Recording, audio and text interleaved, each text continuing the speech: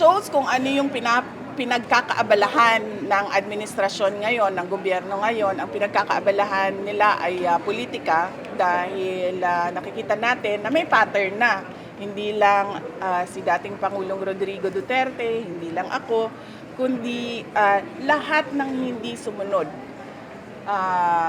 sa palasyo kay President Marcos ay hinahabol, tinitira, kinakasuhan, hinaharas, tinetrete. Very joyful ang ako ang mga pagbisita sa iyaha, and he has not lost his sense of humor. Na ay mga health issues gamay, pero thankfully addressed by the detention unit. So for sure, na-miss niya ang Kadayawan Festival Vice. Second year na wala siya sa Davao. Yes, sigurado, no. Mamiss niya ang ato ang mga kaigsuunang Dabawenyo, kauban niya sa pagsalmot sa ato ang Kadayawan. But sa ato ang kinabuhi na ay mga butang na kinahanglan nato buhaton, no. So naapoy mga milestones na dili nato ma-attenan. So hopefully next year or in the coming years maka-attend na siya sa ato ang Kadayawan. Vice, naging issue sa kanila yung pagpunta mo sa Quezon City Jail to visit Marcoleta, Defensor, and Jinggoy. Anong ginawa? Kumusta yung pag-usapan dito? Wala namang, I don't see anything wrong with visiting persons deprived of liberty. Noong ako ay mayor pa, bumibisita ako dito sa Maa City Jail. Nagdadala kami ng mga regalo at tinatanong namin sila kung ano yung mga pangangailangan nila. Sa amin, sa Office of the Vice Mayor, sa amin, sa Office of the Vice President, meron kaming mga Thanksgiving na ginawa namin sa loob ng mga jails, tulad noong pagbisita namin sa Bacolod City. So wala ako nakikitang masama sa pagbisita sa mga tao tulad ni PRD at iba pang mga nasa loob ng detention. Wala akong nakikita na masama sa pagbisita kay Arnie Teves, kay Pastor Kibuloy, as I said, President Duterte, Senator Rodante Marcoleta, Senator Jinggoy Estrada, and Mike Defensor, kasi kilala ko naman sila, and I think kaibigan ko sila. Hindi ko lang alam kung kaibigan nila ako, pero sa tingin ko naman kaibigan ko sila, and dapat tayo magpakita ng empathy sa mga tao and sympathy sa mga tao na deprived of liberty.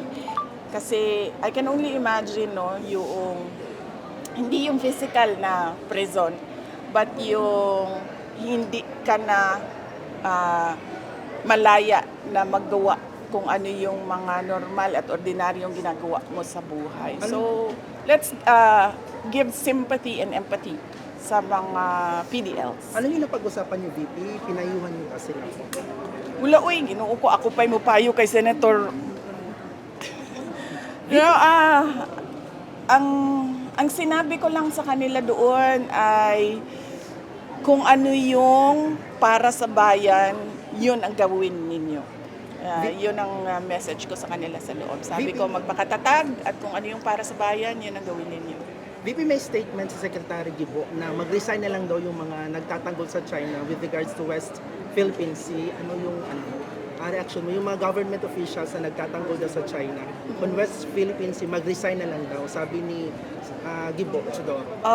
Siguro para klaro sa lahat ng mga kababayan natin, dapat pangalanan kung sino yung mga officials na tinutukoy niya na nagde-defend sa China over the West Philippine Sea issue. Kasi hindi pwedeng magbitaw ka ng gano'n na salita, hindi mo naman pangalanan yung mga opisyal.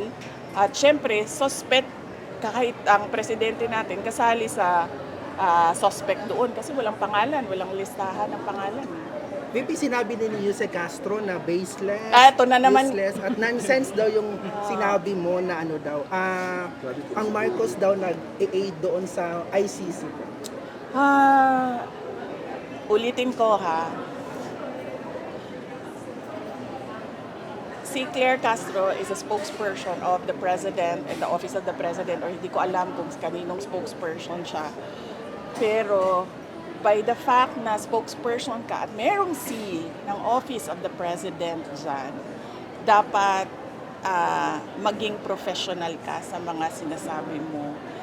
She doesn't have the liberty na tulad sa atin, no, na pwedeng magsalita ng kahit anong iniisip natin at kahit anong opinion natin. Kasi nagsasalita tayo para sa sarili natin. Pero kapag may scene, sa likod mo, sa harap mo, kung ano yung professionalism na hinihingi galing doon sa opisina na yon, yun dapat ang ipakita at ibigay mo sa taong bayan. Kaya, again, ano sinabi ko dati? O tapos, bakit ikaw na lang tanong na May Your reaction, Vice, isa-isa na kayo ng administration, especially yung mga senators na identified po sa inyo, nakapartido po. Well, it shows kung ano yung pinagkakaabalahan ng administrasyon ngayon, ng gobyerno ngayon. Ang pinagkakaabalahan nila ay politika dahil nakikita natin na may pattern na. Hindi lang si dating Pangulong Rodrigo Duterte, hindi lang ako, kundi lahat ng hindi sumunod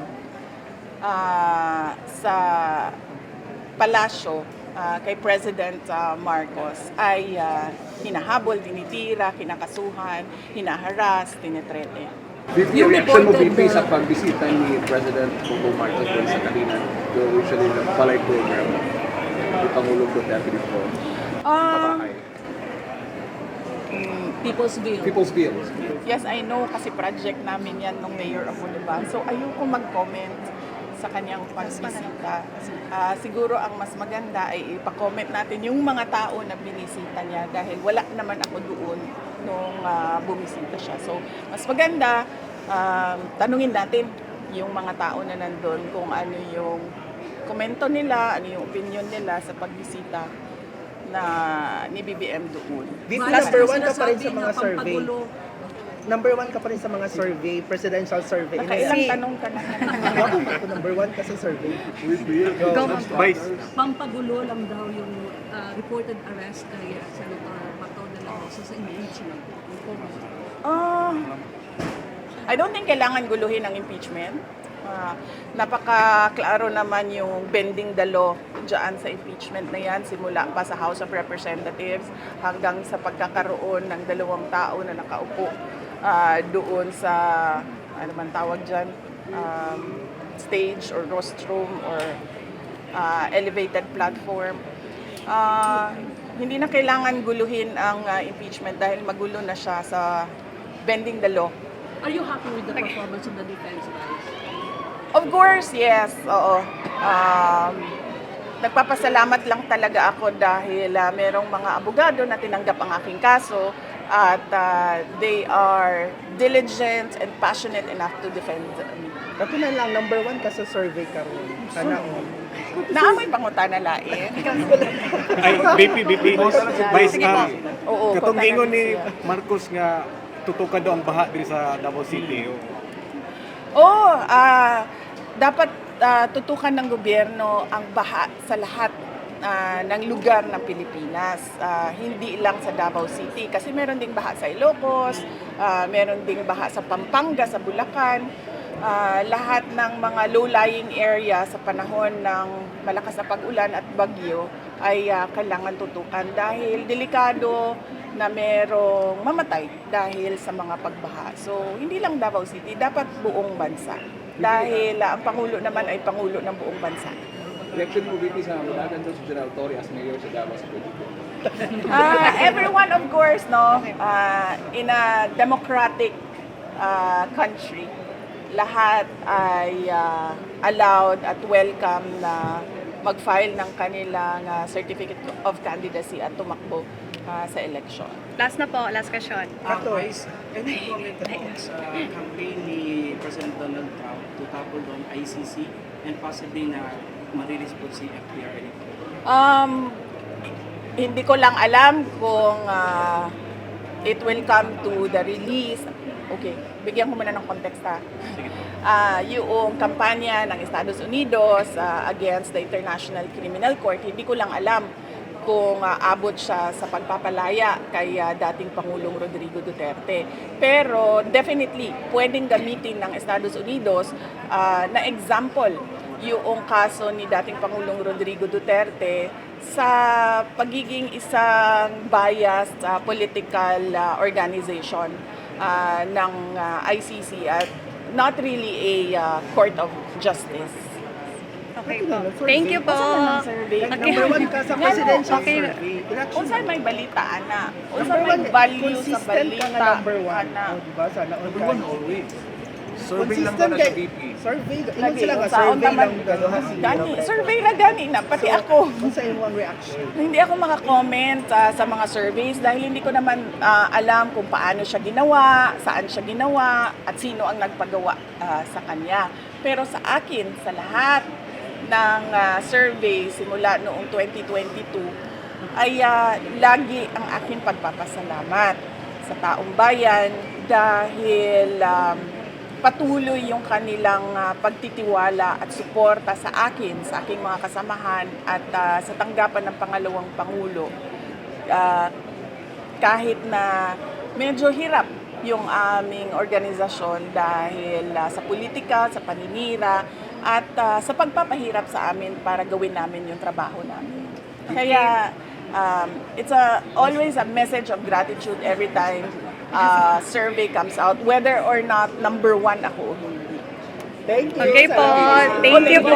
Tapos na ang pangalan mo, pangalan mo. Ready na daw, ready na daw sa NBI, VP ang mga criminal cases kasi yung director Matnita. Oh yes, nadunggan na namo na nga dunay giandam na mga pag-file og kaso and dili naman siguro nakatingaladan sa nakita nato no sa mga kadaghan-daghan nag-file nila og kaso sa as I said mga tao nga dili musunod kay BBM og nag-andam na pud ang mga abogado pag-abot sa panahon nga doon na kaso nga bagong kaso nga i-file.